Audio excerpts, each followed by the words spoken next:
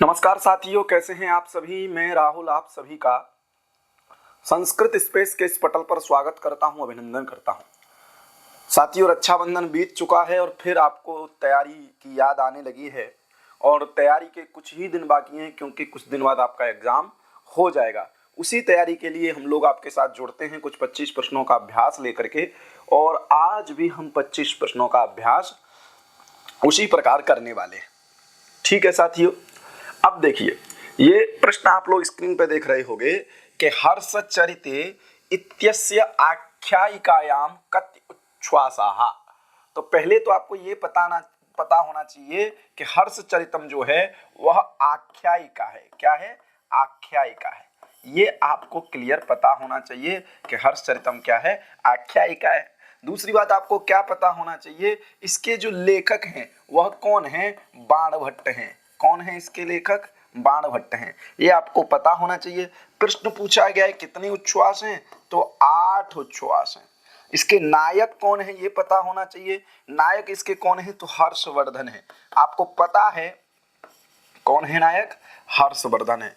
आपको ये बात बिल्कुल पता होना चाहिए। क्यों पता होना चाहिए? क्योंकि हर्षचरितम जो है हर्ष के ऊपर लिखी गई है। हर्षवर्धन जो राजा था उसके ऊपर लिखी गई है। इस हर्षवर्धन के पिता की बात करें, भाई की बात करें और बहन की बात करें तो इसमें कोई वो दिक्कत नहीं होगी। इसके पिता की बात करते हैं तो प्रभाकर वर्धन हर्षवर्धन के पिता थे। राज्यवर्धन हर्षवर्धन के भाई थे। माता जो थी वो यशोवती थी, यशोवती या यशोमती। बहन जो थी उसका नाम राज्यश्री था। तो ये 8 उच्छ्वास की कथा वस्तु है। इतनी जानकारी आपको इसके विषय में होनी चाहिए। किसके द्वारा लिखी गई है? तो बाणभट्ट के द्वारा लिखी गई है। और बाणभट्ट के विषय में कहा जाता है कि ये वात्स्यायन वंश के थे। किस वंश के थे? तो ये वात्स्यायन वंश के थे। अर्थपति, चित्रभानु, कुबेर, वत्स इत्यादि इसी वंश में पैदा हुए थे और उन्हीं के थे। और बाणभट्ट के पुत्र का नाम क्या था? बाणभट्ट के पुत्र का नाम था पुलिंद भट्ट या भूषण भट्ट। पुलिंद भट्ट या भूषण भट्ट। इनकी एक और कृति मिलती है बाणभट्ट की, तो आप देखोगे बाणभट्ट की एक और कृति मिलेगी, कादंबरी। क्या मिलेगी? कादंबरी। ये भी आपको ध्यान रखना है। क्लियर हो गया? तो ये आप ध्यान रखेंगे। हर्षचरितम है, कादंबरी है, इत्यादि कृति इनको हमको देखने को मिलती है। क्लियर हो गया कि नहीं? तो ये चीज आपको अच्छे से ध्यान रखनी है। अब देखते हैं अगला प्रश्न। तो इसके हिसाब से, इस विकल्प के हिसाब से आप देखेंगे तो 8 उच्छ्वास हैं। कितने उच्छ्वास हैं? 8 उच्छ्वास हैं। अगला प्रश्न चलते हैं। अगला प्रश्न क्या है? शुकनासोपदेशः कस्मिन् ग्रंथे प्राप्यते। जो शुकनासोपदेश है वो किस ग्रंथ में प्राप्त होता है? ये अच्छा प्रश्न है। तो मैं आपको अभी बताया कि शुकनासोपदेश किस ग्रंथ में प्राप्त होता है, ये आपको पता होना चाहिए। कादंबरी जो कृति है, कादंबरी जो कृति है वो किसकी है? बाणभट्ट की है। ये आपको पता है। कादंबरी जो कृति किसकी है? बाणभट्ट की है। इस कादंबरी में 2 चीज बहुत हैं, आपको ध्यान रखना चाहिए। महाश्वेता वृत्तांत, महाश्वेता वृत्तांत और शुकनासोपदेश। क्या पता होना चाहिए? महाश्वेता वृत्तांत और शुकनासोपदेश। ये दोनों ही कादंबरी में आपको प्राप्त हो जाएंगी। कादंबरी कथामुख से शुरू होकर के आपको ये सब मिल जाएगा। इसके जो नायक हैं वो अगर कहो तो चंद्रापीड़ कह सकते हो। ठीक है। नायिका कहोगे तो कादंबरी कह सकते हो। इसके उपनायक अगर कहोगे तो यहाँ पर आप पुंडरीक को कह सकते हो। पुंडरीक कह लो, वैशंपायन कह लो, ज्यादा अच्छा है, वैशंपायन कह लो। और यहाँ पर आप इसकी उपनायिका देखोगे तो महाश्वेता है। क्या है? महाश्वेता। चंद्रापीड़ के जो पिता का नाम होता है, चंद्रापीड़ का जो पिता होता है उसका नाम होता है तारापीड़। क्या होता है? तारापीड़। और तारापीड़ का जो मंत्री होता है उसका नाम होता है शुकनास। क्या नाम होता है उसका? शुकनास। और यह तारापीड़ शुकनास से कहता है कि आप मेरे बेटे को उपदेश दीजिए जिससे यह राज्य प्रशासन चलाने के लायक हो जाए। तो उन जो राजनीति से संबंधित, एक शिक्षा से संबंधित उपदेशात्मक जो वचन प्राप्त होते हैं, एक राजा को सिंहासन पर बैठने से पहले जो शिक्षा ज्ञान की आवश्यकता होती है वह शुकनास चंद्रापीड़ को उपदेश करता है। उसी का नाम है शुकनास उपदेश। और शुकनास उपदेश जो प्राप्त होता है वो कहाँ प्राप्त होता है? कादम्बरी में प्राप्त होता है। हर्षचरितम के विषय में हम बात कर चुके हैं। चंडी शतकम जो है यह भी इनकी कृति है और चंडी शतकम में क्या होता है, सृगधरा छंद में, किसमें, सृगधरा छंद में कुछ पद्य प्राप्त होते हैं। पार्वती परिणय की बात करें तो ये 5 अंकों का, कितने अंकों का, 5 अंकों का, ध्यान रखना 5 अंकों का नाटक है। पार्वती परिणय में कितने अंक हैं, 5 परिणय हैं, ये 5 अंक हैं, ये बात आप लोग ध्यान रखिए। अगला प्रश्न चलते हैं। अगला प्रश्न क्या है, कादम्बरी शब्दस्य का अर्थ। कादम्बरी शब्द का अर्थ क्या है, तो देखेंगे कादम्बरी शब्द का जो अर्थ है वो क्या है, ये बात पता करेंगे। तो कादम्बरी शब्द का जो अर्थ है न तो कामदेव है न नायिका है। देखो कादम्बरी नायिका जरूर है, कादम्बरी नाम की नायिका जरूर है, लेकिन शब्द का अर्थ पूछा है तो कादम्बरी किसको कहते हैं, मदिरा को कहते हैं। कादम्बरी किसको कहते हैं, मदिरा को कहते हैं। और कादम्बरी के विषय में कहा जाता है, तो ये चौथा विकल्प सही हो जाएगा। पहली बात तो कादम्बरी के विषय में कहा जाता है कादम्बरी रसज्ञानाम आहारोपि न रोचते। क्या कहा जाता है, कादम्बरी रसज्ञानाम, कादम्बरी रसज्ञानाम आहारोपि न रोचते, आहारो न रोचते कर लीजिए, ठीक है। मतलब जो कादम्बरी के पढ़ने वाले होते हैं, कादम्बरी जो गद्य काव्य है उसको जो जानने वाले होते हैं उनको खाना भी ठीक नहीं लगता, उनकी खाने में भी रुचि नहीं होती। अगर हम लौकिक दृष्टि से देख लें और कादम्बरी शब्द को एक मजाक की दृष्टि में ले जाएं तो कादम्बरी शब्द का अर्थ हो जाएगा मदिरा, और जो मदिरा के पसंद करने वाले होते हैं, जो मदिरा को पसंद करने वाले होते हैं उनको भी खाना ठीक नहीं लगता। तो दोनों ही अर्थों में ये बिल्कुल सटीक बैठता है। कादम्बरी रसज्ञानाम आहारोपि न रोचते। फिर है अवंति सुंदरी इति कथायाः लेखकः कः। अवंति सुंदरी जो कथा है इसके लेखक कौन है, तो आपको पता होना चाहिए कि दंडी की एक कृति है। किसकी कृति है, दंडी की एक कृति है जिसका नाम है दश कुमार चरितम। क्या नाम है, दश कुमार चरितम, दश कुमार चरितम। एक आपको देखोगे लक्षण ग्रंथ इनका मिल जाएगा काव्यादर्श, एक आप इनको देखो मिलेगा अवंति सुंदरी। ये 3 कृतियां इनकी देखने को मिलती हैं, अवंति सुंदरी, ये 3 कृतियां इनकी देखने को मिलती हैं। क्लियर हो गया कि नहीं। अब यहीं पर देखोगे तो दश कुमार चरितम के 3 भाग हैं। एक है पूर्व पिपीठिका, क्या है, पूर्व पिपीठिका, पूर्व पिपीठिका। दूसरा है मुख्य भाग जिसको हम लोग बोलते हैं दश कुमार चरितम, और अंतिम भाग है इसको क्या कहते हैं, परिशिष्ट कह लीजिए, अंतिम भाग कह लीजिए, अंतिम भाग कह लीजिए, ठीक है, अंतिम भाग। इस 3 प्रकार से दश कुमार चरितम का हम लोग विभाजन देखते हैं। 3 प्रकार से हम लोग इसका विभाजन देखेंगे, पूर्व पिपीठिका, दश कुमार चरितम और अंतिम भाग। पूर्व पिपीठिका में कितने उच्छ्वास हैं ये आपको पता होना चाहिए कि पूर्व पिपीठिका में जो उच्छ्वास हैं वो कितने हैं। तो अगर मैं पूर्व पिपीठिका के उच्छ्वासों की बात करूं तो पूर्व पिपीठिका में जो उच्छ्वास हैं वो 5 उच्छ्वास हैं। कितने उच्छ्वास हैं, और 5 उच्छ्वास हैं, ठीक है, 5 हैं। और दश कुमार चरितम में जो हैं, तो दश कुमार में चरितम में कितने हैं, तो दश कुमार चरितम में 8 हैं और इसमें 1 है। अगर टोटल दश कुमार चरितम की बात की जाए तो 14 उच्छ्वास हैं। कितने उच्छ्वास हैं, 14। लेकिन हमेशा पूछ लिया जाता है तो हम लोग 8 आंसर करते हैं क्योंकि हम दश कुमार चरितम की बात कर रहे हैं। इसकी नायिका जो है वह अवंति सुंदरी ही है। तो अवंति सुंदरी इस कथा के लेखक कौन है, दंडी हैं। कौन है, दंडी। वामन की आप लोग जानते हो काव्यालंकार सूत्र है, जयदेव कापिया जानते हो, बाणभट्ट हम लोग पढ़ लिए हैं। तो ध्यान रखना अवंति सुंदरी कथा के जो लेखक हैं वह कौन है, दंडी है। दश कुमार चरिते नायिका वर्तते। यहाँ प्रश्न आया है कि दश कुमार चरितम में नायिका कौन है। तो अभी मैं बताया कि दश कुमार चरितम में जो नायिका है उसका नाम क्या है, उसका नाम है विलासवती, और इसी को हम लोग कहते हैं अवंति सुंदरी। इसी को हम क्या कहते हैं, अवंति सुंदरी। क्लियर हो गया, इसी को हम लोग अवंति सुंदरी कहते हैं, ठीक है। यशोवती या यशोमती में बता चुका हूं कि हर्षवर्धन की माता का नाम था। किसकी माता का नाम था, हर्षवर्धन की माता। हर्षवर्धन की माता जो थी वह यशोमती थी, ठीक है। राज्यश्री की बात करें तो ये हर्षवर्धन की बहन है, हर्षवर्धन की बहन है, ये हर्षवर्धन की बहन है ये। अगर सागरिका की बात करें तो ये भास के नाटक की नायिका है, भास के नाटक की नायिका, ठीक है। जैसे रत्नावली हो गया, ठीक है, इत्यादि में आपको देखने को ये मिल जाएंगी सागरिका। तो ये बात ध्यान रखना, इसका जो सही आंसर हो जाएगा वो हो जाएगा विलासवती। कौन है भैया, तो विलासवती है। विलासवती का ही दूसरा नाम है अवंति सुंदरी। अच्छा प्रश्न था। अगला प्रश्न है दश कुमार चरितस्थ अष्टमो उच्छ्वासस्य नाम किम। दश कुमार चरितम में 10 राजाओं का वर्णन है, इसमें जो अष्टम उच्छ्वास है उसमें किस राजा का वर्णन है? तो उसमें देखो ये तो बिल्कुल ध्यान रखना, विश्रुत चरितम, राजवाहन तो नायक ही है, विश्रुत चरितम है। विश्रुत चरितम जो है वह 8वां उच्छ्वास है और यही आपकी एनटीए का जो सिलेबस है यूजीसी नेट जेआरएफ वाला, उसमें ये सिलेबस में लगा हुआ है। इसलिए ये प्रश्न अक्सर पूछ लिया जाता है कि दश कुमार चरितम के जो अष्टम उच्छ्वास है उसका नाम क्या है, तो ये आपको क्लियर पता होना चाहिए। क्लियर हो गया। अगला है खंडन खंड खाद्य इति ग्रंथेस्मिन् विद्यते।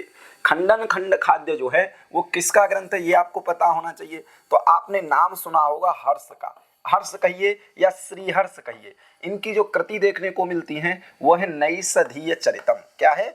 नैषधीय चरितम। इसमें कितने सर्ग हैं? तो 18, 20, 22 सर्ग हैं। मल्लीनाथ की जो टीका मिलती है उसका नाम है जीवातु। ठीक है, उसके बाद इनकी कुछ कृतियां मिलती हैं, जैसे खंडन खंड खाद्य हो गई, इसके बाद हिंद प्रशस्ति हो गई, हिंद प्रशस्ति, हिंद प्रशस्ति भी इनकी कृति है। अर्णव वर्णन, अर्णव मतलब होता है समुद्र, तो अर्णव वर्णन भी इनको देखने को मिलता है। स्थैर्य विचार प्रकरण भी देखने को मिलता है, स्थैर्य विचार प्रकरण भी देखने को मिलता है।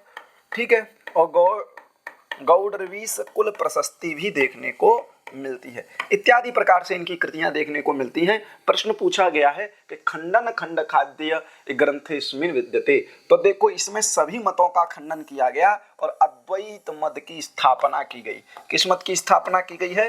अद्वैत मत की स्थापना की गई है। इसलिए पहला वाला विकल्प इस प्रश्न का सही हो जाएगा। ये बात आप लोग ध्यान रखिएगा। अगला प्रश्न है कि मामल्ल देवी कस्य कवेः माता अस्ति। मामल्ल देवी जो है वो किस कवि की माता है? तो चलते हैं, दंडी को देखोगे तो दंडी की माता का नाम, पिता का नाम क्या था? अश्वघोष के माता पिता का नाम क्या था? भभूति के माता पिता का नाम क्या था? हर्ष के माता पिता का नाम क्या था? जो आपके पाठ्यक्रम में लगे हुए हैं उनके विषय में पता होना चाहिए। तो हर्ष की अगर माता की बात करें तो मामल्ल देवी था। हर्ष की माता का नाम क्या था? मामल्ल देवी। ठीक है, श्रीहर्ष की बात कर रहे हैं हम। या हर्षवर्धन की अगर माता का नाम हो तो यशोमती लगाना, यशोवती या यशोमती। और इनके पिता का नाम क्या था? तो श्रीहीर था। इनके पिता का नाम क्या था? श्रीहीर था। बहुभूति की बात करते हैं तो इनकी माता का नाम था जतुकर्णी या जातुकर्णी। इनकी माता का नाम, पिता का नाम जो था वो नीलकंठ था। पिता का नाम क्या था? नीलकंठ। ठीक है, और अश्वघोष की माता का नाम देखने को मिलता है तो इनके अश्वघोष की माता का नाम है सुवर्णाक्षी। क्या नाम है? सुवर्णाक्षी।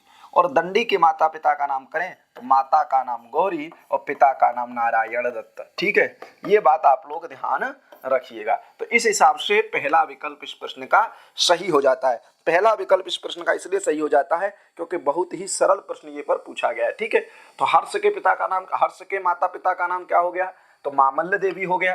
पिता का नाम श्रीहीर हो गया, श्रीहरि भी मिलता है, श्रीहीर भी मिलता है। भभूति जतुकर्णी हो गया, नीलकंठ हो गया। अश्वघोष का देखने को मिलता है सुवर्णाक्षी, ये साकेत के रहने वाले थे, अयोध्या के रहने वाले थे। ठीक है, उसके बाद दंडी का गौरी मिल गया, माता का नाम, पिता का नाम मिल गया वीर दत्त। ठीक है, नारायण दत्त, वीर दत्त। ठीक है, ध्यान रखना, ये बात आप लोग ध्यान रखना। दंडी का हो गया, अश्वघोष हो गया, और जितने कवि आपके लगे हुए उनके माता पिता का नाम आप लोग साथ ही साथ दोहराते चलिएगा। अब यहां से व्याकरण के प्रश्न कुछ आते हैं। प्रश्न क्या है?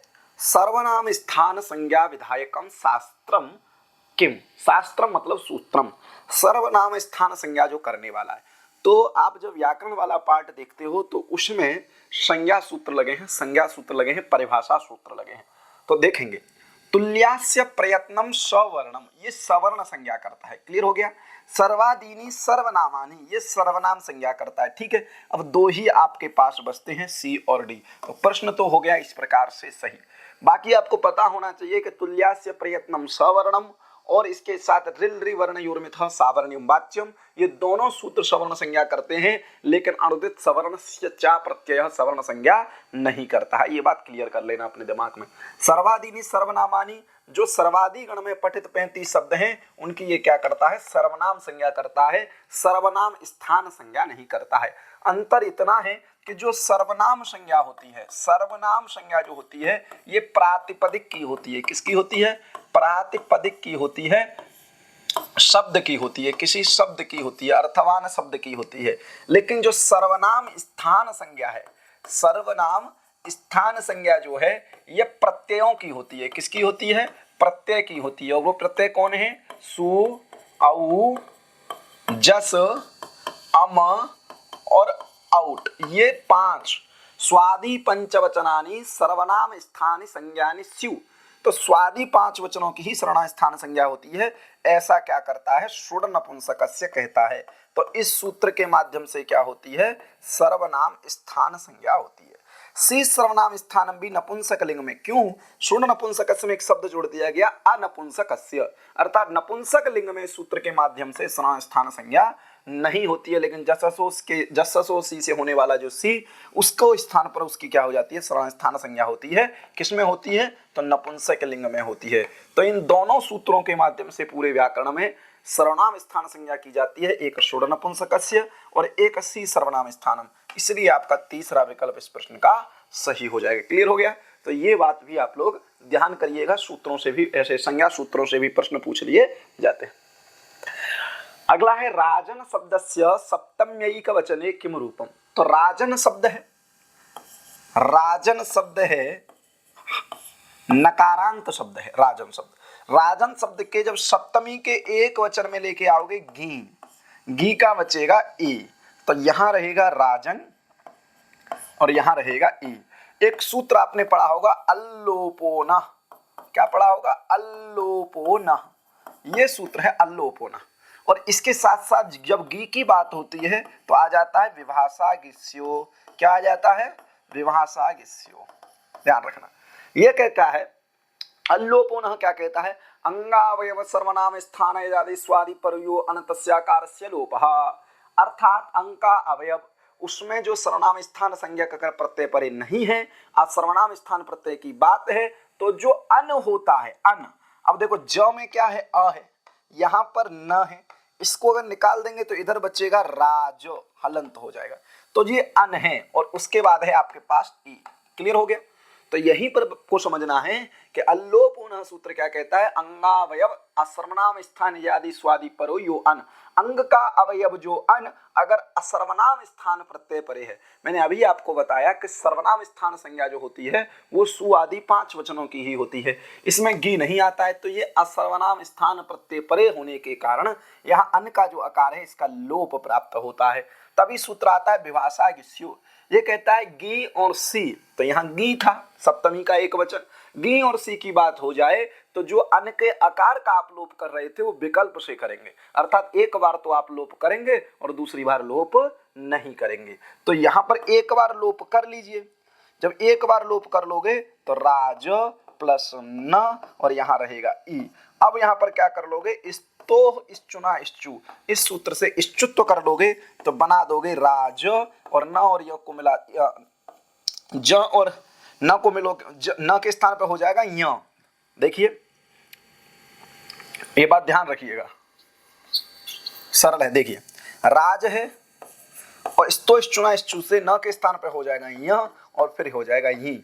ज और य मिला के बन जाएगा ज्ञ, तो आपका हो जाएगा रागी। क्या हो गया? रागी। तो रागी बना है कहीं, तो ये सही है, ये बिल्कुल सही है। दूसरी बात कहता है कि एक बार लोप नहीं होता है, और जब लोप नहीं होगा तो राज न में ई मिल जाएगी, तो एक ये भी बन जाएगा राजनी, क्योंकि सप्तमी के एक वचन में विभाषा गिस्यो से 2 रूप बनते हैं, न तो राजने बनता है, न राज्ञे बनता है, न राजन्याम बनता है। क्या बनता है? राज्ञी बनता है। ठीक है, और राजनी भी बनता है। 2 प्रकार से भी पूछ सकता था, लेकिन इसका चौथा विकल्प इस प्रश्न का सही हो जाएगा। आगे चलते हैं।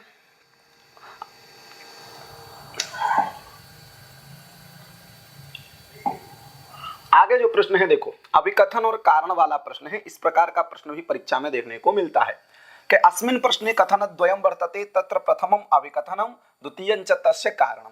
ठीक है, वही प्रश्न है जो हम लोग हमेशा करते आए हैं, एक अभिकथन है और दूसरा उसका कारण है। अभिकथन क्या है? रामाय इत्यत्र सुपि च इत्यनेन दीर्घम भवति। रामाय है, राम शब्द है और राम शब्द से गे आ जाता है और गेर्य सूत्र से यहाँ पर यह हो जाता है और रह जाता है राम प्लस या। किस सूत्र से हो गया है? तो ध्यान रखना, गेर्य। अब राम प्लस जब या हो जाता है तब यहां पर सुपी च सूत्र से क्या होता है, दीर्घ होता है। सुपी च क्या करता है कि आजादी जो होता है उसको क्या करता है, दीर्घ करता है ययादि सुप परे होने पर। ठीक है, जो अदंत अंग है राम के आ उसको दीर्घ कर देगा ययादि सुप परे होत। तो यह तो है लेकिन ये सुप नहीं है, यह तो है लेकिन सुप नहीं है, क्योंकि सुप में कौन कौन आते हैं, 21 प्रत्यय आते हैं सु से लेकर के सुप तक, उसमें यह नहीं आता। तो ययादि विशिष्ट सुप होना चाहिए, तो ययादि तो है लेकिन सुप नहीं है। तब हम स्थानीय वदादेशो अनविधौ सूत्र से यहाँ स्थानीय वद भाव कर लेते हैं और गे में बैठा हुआ जो सुप्त वह य में आ जाता है, इसलिए ययादि सुप के होने से यहाँ पर सुपीच सूत्र से दीर्घ होकर के रामाय बन जाता है। तो अभिकथन बिल्कुल सही है कि रामाय इत्यत्र सुपीच इत्यनेन सूत्रेण दीर्घम भवति। दूसरा है रामाय इत्यत्र स्थानीय वदादेशो अनलविधौ इति साहाय्येन दीर्घम भवति। तो मैं अभी आपको बताया कि जब सुपी चाहिए दीर्घ करने आता है तो उसको ययादि तो मिलता है लेकिन सुप प्रत्याहार नहीं मिलता, क्योंकि यह प्रत्याहार सुप प्रत्याहार में नहीं आता। इसलिए सुप्त्वाभावात् रामाय इत्यत्र कथम दीर्घम, तब आता है स्थानीय वदादेशो अनलविधौ। यह आदेश है, कौन आदेश है, तो गे के स्थान पर यह, सह स्थानीवत् भवति, वह स्थानीय के समान होता है। अर्थात स्थानित्वावच्छिन्न ये धर्माः ते आदेशेपि आगच्छन्ति। तो स्थानित्वावच्छिन्न जो सुप्त धर्म है वह आदेश में भी आ जाएगा, तो गे का जो सुप्त धर्म है वह य में भी आ जाएगा। इसलिए ययादि सुप्त संभवात् सुपीच इत्यनेन यहाँ पर दीर्घ हो जाता है। क्लियर हो गया, तो रामाय की सिद्धि हो जाती है। तो दोनों सही है, अभिकथन भी सही है, कारण भी सही है। तो अभिकथन कारणम द्वय समीचीने कारणम अभिकथन इत्य समुचित व्याख्या अस्ति। पहला वाला विकल्प आपका इस प्रश्न का सही हो जाएगा, अर्थात अभिकथन भी ठीक है और कारण भी अभिकथन की सटीक व्याख्या कर रहा है। समझ में आ गया। तो इस प्रकार के प्रश्नों को अच्छे से पढ़ना है और समझना है।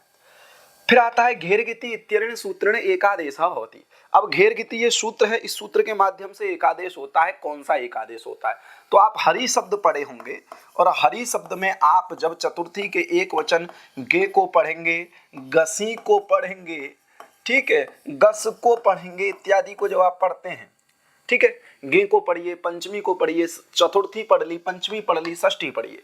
आपको पता है कि हरि शब्द की शेषो घ्यसखी एक सूत्र पढ़ा है आपने, शेषो घ्यसखी, और इस शेषो घ्यसखी से क्या होती है, घी संज्ञा होती है। क्या होती है, घी संज्ञा। अब यहाँ सूत्र आता है घेरगिति। घेरगिति क्या कहता है, घी संज्ञकस्य गुणः, अर्थात घी संज्ञकस्य गुणः, घी संज्ञकस्य गुणः, घी संज्ञा वाले शब्द का, घी संज्ञा वाले शब्द का, शब्द को गुण होता है। क्या करता है, ये गुण होता है। कब करता है, तो गीति, गीति मतलब गीति, गौत संज्ञक जिसका हो, गीति परे हो तो, गीति प्रत्यय परे हो या गीति सुप परे हो तो, ठीक है, ऐसा इसका अर्थ है। समझ में आ गया कि नहीं। तो घेरगिति सूत्र कहता है घी संज्ञकस्य शब्दस्य गुणः, इसलिए अलुंत्य की सहायता से अंत्यल को गुण हो जाता है। तो यहाँ हो जाता है हरे, और यहाँ बसता है ए, गसी में बसता है अस, और यहाँ बसता है अस। यहाँ पर अय आदेश होकर के रूप बन जाता है हरये। ठीक है, तो ध्यान रखना है क्या करता है, गुण आदेश करता है, और वहां गसी गसोश्च इस सूत्र से पूर्व रूप एक आदेश होकर के बन जाता है हरे, और वहां पर भी बन जाता है हरे। तो घेरगिति सूत्र ध्यान रखना कि जिस शब्द में घी संज्ञा होती है और उस शब्द के बाद अगर गित विभक्ति परे हो तो वहां पर क्या हो जाता है, गुण आदेश हो जाता है। समझ में आ गया कि नहीं। सप्तमी के एक वचन में जब घी विभक्ति आती है तो अच्छ गई सूत्र को वहां रोक देता है, वो विशेष सूत्र हो जाता है। तो विशेष सूत्र होने के कारण इसका अपवाद बन जाता है। तो इस सूत्र से में यहाँ क्या होता है, गुणादेश होता है। अगला प्रश्न देखते हैं कि बहुश्रेयसी इति शब्दस्य संबोधने किम रूपम। बहुश्रेयसी शब्द के संबोधन में तो दीर्घ ईकारांत शब्द है, दीर्घ ईकारांत है, इसके अंत में दीर्घ ई है। तब एक सूत्र आता है अम्बार्थ नद्यो ह्रस्वः। कौन सूत्र आया, अम्बार्थ नद्योर ह्रस्वः, ये सूत्र आता है अम्बार्थ नद्योर ह्रस्वः। अम्बार्थ नद्योर ह्रस्व कहता है कि अम्बा, अल्लाह, अक्का इत्यादि जो अम्बार्थ शब्दवाची शब्द होते हैं और नदी संज्ञा जिस शब्द की होती है उसको संबोधन में ह्रस्व होता है। कहाँ करता है, तो संबोधन में करता है, संबोधन में करता है। तो संबोधन में ह्रस्व करता है तो ह्रस्व होकर के बन जाएगा हे बहुश्रेयसी। न विसर्ग होगा, न ये होगा और न ये होगा। ठीक है, दूसरा वाला विकल्प इस प्रश्न का सही हो जाएगा कि अम्बार्थ नद्य ह्रस्व क्या करता है, आपका ह्रस्व करता है। पपी शब्दस्य सप्तम्यैक वचने रूपम, तो पपी शब्द है और पपी शब्द से जब दीर्घ ई ले आओगे तो सवर्ण दीर्घ, यहां भी ई और यहां भी ई, तो सूत्र आ जाएगा अकह सवर्णे दीर्घ। क्या आ जाएगा, अकह सवर्णे दीर्घ, और दो ई मिला करके हो जाएगा बड़ी ई, तो बन जाएगा पपी। ठीक है, पपी बन जाएगा, पपऊ नहीं बनेगा क्योंकि घी संज्ञा नहीं होगी। ठीक है, ध्यान रखना, पपे भी नहीं बनेगा, गुण नहीं होगा क्योंकि और ही नहीं है, और ये भी नहीं बनेगा, विसर्ग का सवाल नहीं उठता है। तीसरा वाला विकल्प सही हो जाएगा पपी। समझ में आ गया कैसे बनेगा, पपी सप्तमी का एक वचन गी, गी का बचेगा ई, अका सवर्ण दीर्घ से सवर्ण दीर्घ बन जाएगा पपी। अगला प्रश्न है न भूसदीयो इत्यनेन भवति। न भूसदीयो से क्या कहता है, तो कहता है भू धातु और सुधी शब्द अगर हो तो इनको यण नहीं होता है। क्या करता है, यण नहीं होता है। ठीक है, यण नहीं होता है, ये यण का निषेध करता है, यण नहीं होता है, तो यण का निषेध करता है, न इनका निषेध करता, न गुण का निषेध करता, न जानामि, किसका निषेध करता है, यण का निषेध करता है। न भू सुधी हो सूत्र क्या कहता है, ए तयोर सुपी यणना, अगर भू और सुधी शब्द से सुप प्रत्याहार पड़े हैं तो क्या होगा, इनको यण आदेश। अगला प्रश्न है मति शब्द विषय कौ द्वौ विकल्पौ स्तः। मति शब्द, तो मति शब्द जो है वह ह्रस्व इकारांत शब्द है, ह्रस्व इकारांत शब्द है, और इसकी जो घी संज्ञा है, इसकी जो घी संज्ञा जो वो क्या है, वो विकल्प से होती है, नदी संज्ञा विकल्प से होती है। क्या होती है, नदी संज्ञा विकल्प से होती है। तो एक पक्ष में नदी संज्ञा होगी और एक पक्ष में आपकी घी संज्ञा होगी। सूत्र कौन आता है, तो सूत्र ये बताने वाला आता है गिति ह्रस्वश्च। कौन सूत्र आता है, गिति ह्रस्वश्च। ये सूत्र कहता है कि क्या करता है कि जो ह्रस्व इकारांत यंग ओंग स्थानी, उसकी क्या होती है, नित्य स्त्रीलिंग शब्द होने पर विकल्प से नदी संज्ञा होती है। तो विकल्प से नदी संज्ञा हो जाएगी। तो जब नदी संज्ञा होगी तो आपको पता है कि श्याट का आगम होगा। जब नदी संज्ञा होगी, श्याट नहीं, आठ का आगम होगा। किस सूत्र से, आण नद्या सूत्र से आठ का आगम होगा। और जब आपकी नदी संज्ञा नहीं होगी तब हरि शब्द की तरह रूप चलेंगे। तो मति शब्दस्य सप्तम्यैक वचने द्वे रूपे, मत्याम मतौ बिल्कुल सही है। सूत्र आ जाता है इदुदभ्याम। कौन सा सूत्र आ जाता है, इदुदभ्याम। और इस सूत्र के माध्यम से यहाँ पर क्या हो जाता है, मतौ बन जाता है, और मत्याम इदुदभ्याम में आम हो जाता है, और अच्छे सूत्र से यहाँ पर क्या हो जाता है, अत और औ होकर के वृद्धि होकर के मत्तौ बन जाता है। तो हरऊ की तरह, और ये आपका नदी संज्ञा करके मत्याम मतौ दोनों बनता है। मति शब्दस्य द्वितीया बहुवचने द्वे रूपे, नहीं, वहां एक ही बनता है, वहां दो बनने का कारण नहीं है, क्योंकि गित विभक्ति में ही नदी संज्ञा काम आती है। और वहां पर भी आप देखोगे हरिन बनता है, लेकिन यहाँ पर नत्व नहीं होगा क्योंकि स्त्रीलिंग है, वो पुल्लिंग में ही करता है, तो यहाँ मति ही बनेगा। तो आपका एक तो बी विकल्प गलत हो गया। अच्छा, ये सही पूछ रहा है, तो एक तो ए वाला विकल्प आपका सही है। मति शब्दस्य षष्ठ्यैक वचने द्वे रूपे, मते है मत्या, तो दोनों ठीक हैं ये भी। तो आपको ए और सी मिल जाएगा, ए और सी। देखो, मति शब्द विषय कौ द्वौ विकल्पौ स्तः, मत्याम भी बनता है, मतौ भी बनता है। मति शब्द के द्वितीय बहुवचन में मति ही बनेगा, दो नहीं बनेंगे। उसके बाद मति शब्दस्य चतुर्थ्यैक वचने द्वे रूपे, मत्यई बनता है, मत्यई बन जाएगा। आपको पता है आठ का आगम करके, और हरि शब्द की तरह मत्य नहीं बनेगा, मतये बनेगा, हरे की तरह मतये बनेगा। तो ये वाला विकल्प आपका गलत हो गया, और ये वाला भी विकल्प आपका गलत हो गया। इसमें पूछा है मति शब्द विषय कौ दो विकल्प, तो ए और सी। ए और सी हमारा विकल्प में नहीं है, इसके हिसाब से हमारा ए और सी होना चाहिए था। अगर कौ दो विकल्प असमीचीनी है ये पूछ लेता, ठीक नहीं है ऐसा पूछ लेता, तो आपका बी और डी, बी और डी भी नहीं है। ध्यान रखना, ए और सी हमारा इस प्रश्न के हिसाब से सही हो जाएगा, क्योंकि मति शब्द के जब रूप चलाओगे तो बिल्कुल ध्यान रखना कि नदी संज्ञा विकल्प से होती है। तो जिस पक्ष में नदी संज्ञा होती है वहां आण नद्या सूत्र से आठ का आगम होता है, जहां नदी संज्ञा नहीं होती है वहां हरि शब्द की तरह रूप चलते हैं, और हरि शब्द की तरह जब रूप चलेंगे तो एक बार आपको दो विकल्प देखने को मिल जाएंगे। जैसे मत्या मतौ मिल गया, यहाँ पर एक ही बनेगा क्योंकि यहाँ जरूरत नहीं पड़ती है, यहाँ पर भी बनेगा दो, क्योंकि एक बार मते बन जाएगा हरे की तरह, और एक बार मत्या बन जाएगा, ठीक है, और एक बार मत्यई मतई, यहाँ आठ का आगम हुआ है, मत्यई में भी आठ का आगम करके वृद्धि करके बना लोगे, और यहाँ पर मत्य नहीं बनेगा, मतये बनेगा, हरे की तरह घेर गति से गुण होकर के। क्लियर हो गया। तो इस प्रश्न का ए और सी सही हो जाएगा। वारी शब्दस्य संबोधने के द्वे रूपे, वारी शब्द, तो वारी शब्द जल का वाची है, और वारी वारिणी वारिणी, तो वारी शब्द से संबोधन का जब सु लेके आओगे तो सूत्र आता है स्वम और नपुंसकात। स्वम और नपुंसकात, ये क्या कहता है, नपुंसकलिंग विशेष शब्द से परे सु और अम का लुक हो जाता है, तो इसका कर दिया लुक और आपका बचेगा हे वारी। क्या बचेगा, हे वारी। तो ये विकल्प तो बिल्कुल सही है, तो ये तो बिल्कुल गलत, बिल्कुल गलत। इसमें या तो ये सही हो सकता है या ये सही हो सकता है। समझ में आ गया कि नहीं, क्योंकि वारी शब्द नपुंसकलिंग का शब्द है और यहाँ कह देता है कि लुक होता है। लेकिन दो बनाने, तो आपको पता है कि हे वारी समझने का प्रयास करना। हे वारी इस शब्द में जब संबोधन आया और इसका क्या हो गया, समूह नपुंसकात से लुक हो गया, तब यहाँ पर एक सूत्र आता है प्रत्यय लोपे प्रत्यय लक्षण। ध्यान से सुनिएगा, प्रत्यय लोपे प्रत्यय लक्षण क्या कहता है कि प्रत्यय लुप्ते तदा श्रुतम कार्यम भवति। प्रत्यय के लुप्त हो जाने पर उस प्रत्यय को मान करके होने वाले जो कार्य हैं वो कर लेने चाहिए। तो प्रत्यय था यहाँ पर सु, इसका हो गया लोप। अब इसके लोप हो जाने के बाद इसका एक काम प्राप्त है। क्या काम प्राप्त है, ह्रस्वस्य गुणः। आपने सूत्र सुना होगा, क्या सूत्र सुना होगा, ह्रस्वस्य गुणः। संबोधन में संबोधन होने पर ह्रस्व को गुण करता है, तो यहाँ संबोधन है, हे शब्द है, संबोधन है, समुद्धि का एक वचन है, तो यहाँ गुण करने की बात है। कब होता है, तो संबोधन। लेकिन समुद्धि निमित्तक सु यहाँ पर परे नहीं है, क्योंकि समोर नपुंसकात से हमने क्या कर लिया है, उसका लुक कर लिया है। तब आता है प्रत्यय लोपे प्रत्यय लक्षणम, के प्रत्यय लुप्ते तदाश्रितम कार्यम भवति। प्रत्यय के लोप हो जाने पर तदाश्रित जो गुण है उसको हम कर लेंगे, तो हे वारे बन जाएगा। क्या बन जाएगा, हे वारे। तो ए और बी बन जाएगा। तब आप लोग थोड़ा जान लीजिए, कुछ सोच रहे होंगे, न लुमतांगस्य निषेध कर देगा, अर्थात लुमता शब्द लुक लुप इत्यादि शब्दों के द्वारा जहां पर लोप किया जाता है वहां तन निमित्तक अंग कार्य नहीं होते।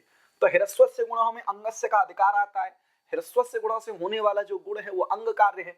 तो यहाँ पर जो हे वारी में लुक लुप प्रत्यय स्वमोर नपुंसकात से लुक हुआ था, अब इस लुमता शब्द न जो होने वाला जो प्रत्यय लक्षण के द्वारा होने वाला जो गुण है वह नहीं होगा, क्योंकि न लुमतांगस्य ये निषेध कर देगा।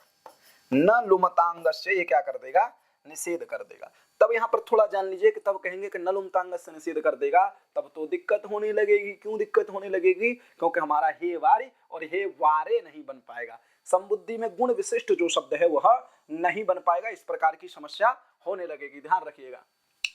तो कह रहे नहीं दिक्कत नहीं होगी। क्यों दिक्कत नहीं होगी, तो कह रहे जब इकोच विभक्तौ सूत्र पढ़ते हो तब पूछते हो कि अचि किम, तो हलादौ न स्यात्। इकोच विभक्तौ में अचि क्यों कहा गया, तब इसलिए कहा गया कि हलादी विभक्ति पर रहते नुम का आगम नहीं हो। तो कह रहे कोई दिक्कत नहीं आएगी। जैसे हरि प्लस भ्याम, वारी प्लस भ्याम, वारी प्लस भ्याम कर लोगे तो यहाँ पर नुम का आगम न हो जाए, क्योंकि वह आजादी विभक्ति में करता है, हलादी विभक्ति में न हो जाए, इसलिए अच्छी कहा। तो कह रहे कर भी लो तो क्या दिक्कत आएगी, क्या कर लोगे, वारी नुम का हो गया, न वारिन हो गया, भ्याम हो गया। कह रहे नलोप प्रातिपदिकांतस्य, सूत्र के माध्यम से न का लोप हो जाएगा, वारी भ्याम ही बनेगा। तब कह रहे नहीं संबोधन में दिक्कत आएगी। संबोधन में क्यों दिक्कत आएगी, कि संबोधन में वारी और सु, यहाँ पर भी हलादी विभक्ति है सु, यहाँ पर भी नुम का आगम होने लगेगा, तो वारिन सु बनेगा। तो कहने जैसे हमने भ्याम में लोप किया था यहाँ भी लोप कर लेंगे, तो अचि ग्रहण क्या हो जाएगा, व्यर्थ हो जाएगा। अचि ग्रहण क्या हो जाएगा, व्यर्थ हो जाएगा। और व्यर्थ होकर के वो क्या कह देगा कि नहीं, यहाँ पर आप नुम कैसे करोगे, यहाँ तो विभक्ति परे नहीं है, तो कह रहे प्रत्यय लक्षण के द्वारा कर लोगे। प्रत्यय लक्षण के द्वारा नहीं कर सकते, न लुमतांग से निषेध बैठा है, और न लुमतांग से निषेध जब तक बैठेगा तब तक यहाँ पर क्या नहीं हो सकता, नुम नहीं हो सकता। समझ में आ गया कि नहीं। तब यहाँ पर कहेंगे कि यहाँ पर कोई दिक्कत नहीं है, तब उसको यहाँ पर नुम प्राप्त कराना है, और नुम प्राप्त तभी हो सकता है जब न लुमतांगस्य यह सूत्र यहाँ पर प्रवर्तन हो। तो न लुमतांग सूत्र अनित्य हो जाता है, प्रवर्तन नहीं होता है, इकोच विभक्तों में अचि ग्रहण सार्थक हो जाता है, और न लुमतांगस्य इसके अनित्य होने के कारण हे वारे ये बन जाता है। तो ए और बी विकल्प सही हो जाएंगे। और बाकी विशेष आपको जानना है तो आप अपने से मेहनत करिएगा। अभी इतना जानना जरूरी है कि वारी शब्द के संबोधन के एक वचन में दो रूप बनते हैं, हे वारी हे वारी। दधि शब्द से द्विवचने कानि रूपाणी, तो दधि शब्द के द्विवचन की बात करते हैं तो यहाँ पर भी नुम होता है, दधिन शब्द है, तो जब नुम कर लोगे तो देखो एक बनेगा दधिनी, द्विवचन में भी क्या बन जाएगा, दधनी, दधि दधिनी दधी। और फिर क्या बनेगा आपका, तृतीया में दधिभ्याम, चतुर्थी में दधिभ्याम, पंचमी में दधिभ्याम, षष्ठी में दधनो, और सप्तमी में भी देखो अस्ति दधि सक्तिक्षणाम अनुंगदात्ता से अनंग होकर के ददन शब्द बन जाता है, अलोप होना सूत्र से अनका लोप हो जाता है तो ददनो बनेगा। तो दधिव्याम ठीक है, ददनी ठीक है, ददना कहीं नहीं बनता है, ये तो बनता है, तो पहला वाला विकल्प गलत। ददनो बनता है, ददिव्य नहीं बनता है क्योंकि ये बहुवचन का रूप है, ये वाला भी गलत। ददनो बनता है, ददिव्याम बनता है, दधि नहीं बनता है कहीं, तो ये वाला गलत। दधनाम भी नहीं बनता है क्योंकि ये बहुवचन का है, तो ये वाला भी गलत। ददनो बनता है, दधिव्याम बनता है, दधि नहीं बनता है, ददनाम भी नहीं बनता है। तो लास्ट का बचा दधनी बन गया प्रथमा व्यक्ति के द्विवचन में, दधिव्याम बन जाता है तृतीया चतुर्थी पंचमी के द्विवचन में, षष्ठी सप्तमी के द्विवचन में ददनो, द्वितीया के द्विवचन में ददनी। तो लास्ट वाला विकल्प इस प्रश्न का सही हो जाएगा। इस प्रकार के प्रश्न भी आपसे पूछे जा सकते हैं, बिल्कुल तैयार रहिएगा। चलते हैं कि लिह शब्द से सप्तमी बहुवचने किम रूपम, तो लिह शब्द रहेगा और लिह शब्द के सप्तमी के बहुवचन में आएगा सुप, और सुप रहेगा तो होड़ह सूत्र से यहाँ पर क्या कर लोगे, ड कर लोगे, तब रहेगा यहाँ सुप। सु रहेगा, होड़ह सूत्र हो गया, ढ से धुट से यहाँ पर धुट का आगम कर लो, धुट का आगम कर लोगे तो ध रहेगा, यहाँ रहेगा सु, और जैसे ही यहाँ पर स्तुष्चु लगाओ, वो खरीच लगाओगे, कौन सूत्र लगाना है, खरीच, खर परे रहते झल को चर हो जाएगा त, इस खर को परे मारेंगे तो इसको हो जाएगा ट, तो बन जाएगा लिटत सु। क्या बन जाएगा, लिटत सु। तो ए वाला विकल्प तो आपका सही ही होना है। अब प्रश्न आता है कि द्वय रूप बनाने, तो ड से धुट से होने वाला जो धुट है वो विकल्प से होता है, एक बार धुट नहीं करेंगे तो सीधे त चला जाएगा, लिट सु बन जाएगा। तो ए और बी इस विकल्प प्रश्न के सही हो जाएंगे। तो इस प्रकार के भी प्रश्न आपसे पूछे जाएंगे कि लेह शब्द से सप्तमी के या लेह शब्द के किस वचन में कौन सा रूप बनता है, ध्यान रखिएगा। लुट लकार कस्मिन् अर्थे प्रयुज्यते, तो आपको पता है लट लकार वर्तमाने लट परोक्षे लिट, तो भूत अनद्यतन परोक्षार्थ वृत्तेर धातु लिट होता है। लोट लकार किसमें होता है, तो आज्ञार्थ में होता है, विधि आदि अर्थों में होता है, आशीषी लिंग आशीर्वाद अर्थ में होता है। लिट लकार और लिंग लकार भविष्य अर्थ में होते हैं। लुंग लकार जो होता है भूत अनद्यतन में होता है, मतलब सामान्य भूत में होता है, और लंग लकार जो होता है अनद्यतन भूत में होता है। यहाँ पूछा गया है लुट लकार, तो सामान्य भविष्य में जो होने वाला लकार है वो लिट लकार है। अनद्यतने भविष्यति में होने वाला जो लकार है वह लुट लकार है। अनद्यतन भूत में होने वाला जो लकार है उसको लंग लकार कहते हैं, ठीक है। परोक्ष में भूतार्थ में होने वाला जो लकार है उसको लिट लकार कहते हैं, ये पता होना चाहिए। तो अनद्यतने भविष्यति अर्थे धातुर लुट, भविता भवितार भवितारः, दूसरा विकल्प इस प्रश्न का सही हो जाएगा। आगे चलते हैं कि भू धातु के आशीर लिंग में मध्यम पुरुष एक वचन में, तो भू धातु है यासुट परस्मई पदेषु धातु, किससे यासुट कर लोगे, यासुट का आ बचेगा, यासुट का यास बचेगा। उसके बाद आपको किदासिसी सूत्र से यासुट के यास को किदवद भाव कर लोगे तो यहाँ गुण वृद्धि नहीं होगी, किंगति च से निषेध हो जाएगा। भूयास, और यहाँ पर आप क्या कर लोगे, इतश्च सूत्र से ईकार का लोप कर दोगे, स चला जाएगा तो बन जाता है भूयात। क्या बनता है, भूयात। भूयात भूयास्ताम, इसको संवाद सकार का लोप हो जाएगा, भूयात भूयास्ताम भूयासु भूयाहा, क्योंकि भूया रहेगा, यहाँ स रहेगा, एक सा का लोप हो जाएगा, सा का विसर्ग हो जाएगा तो भूयाहा बनेगा। भू धातु के मध्यम पुरुष के वचन क्या बनेगा, भूयाहा। तो भूयात भूयास्ताम भूयासु भूया भूयास्तम भूयास्त भूयासम भूयासु भूयासम।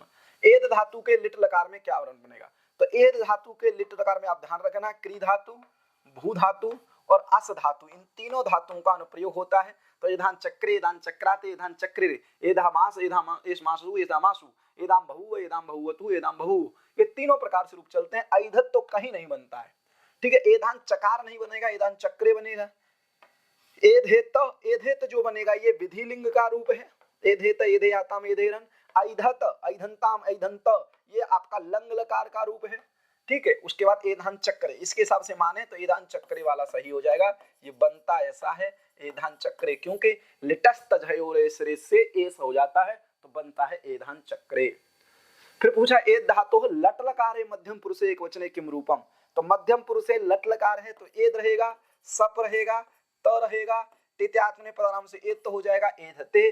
उसके बाद एधेते एधंते एधसे एधसे एधसे एधेथे, ये कहाँ बनेगा, तो ये मध्यम पुरुष है और द्विवचन का रूप है, ठीक है। एधनताम यहाँ का नहीं है, लंग लकार का है, लंग लकार का नहीं है। ऐधनताम बनता है वहां पर, ध्यान रखना, ये बहुवचन में बन जाएगा कहाँ के, लोट लकार के, लोट लकार के बहुवचन में बन जाएगा, एधताम एधेताम एधनताम, ठीक है। और एधद्व ये बन जाएगा आपका मध्यम पुरुष के लट लकार के बहुवचन में। क्लियर हो गया। तो यहाँ दूसरा वाला विकल्प इस प्रश्न का सही हो जाएगा। मैं आपको बार बार कह रहा हूं कि एद धातु और भू धातु को रट के जाना, बिल्कुल तैयार करके जाना। दा धातु लोट लकारे, तो यहाँ पर कौन सी दा धातु है? दुदाएं, दुदाएं, ठीक है, ध्यान रखना, ठीक है, बिल्कुल ध्यान रखोगे ना, इस बात को ध्यान रखना। दुदाएं दाने है, मध्यम पुरुष है, तो क्या रूप बनता है? तो मध्यम पुरुष के एक वचन में क्या बनेगा? देही बनेगा, ददत नहीं बनेगा, दद नहीं बनेगा, अदत नहीं बनेगा, तो क्या बनेगा?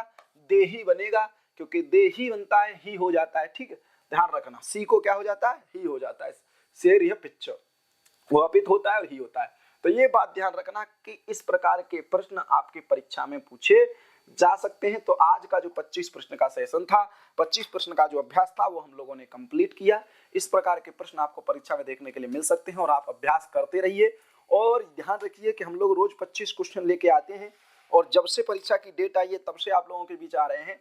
एक बात ध्यान रखिएगा कि आप अपने से भी एक बार एनालाइज करिएगा कि कौन सा पॉइंट आपका वीक है, कहां से आप लोगों ने क्वेश्चन का अभ्यास नहीं किया है और नहीं आप पे हो रहा है, तो आप हम लोगों को कमेंट कर सकते हैं, बता सकते हैं कि यहाँ से क्वेश्चन लेकर के आ जाइए।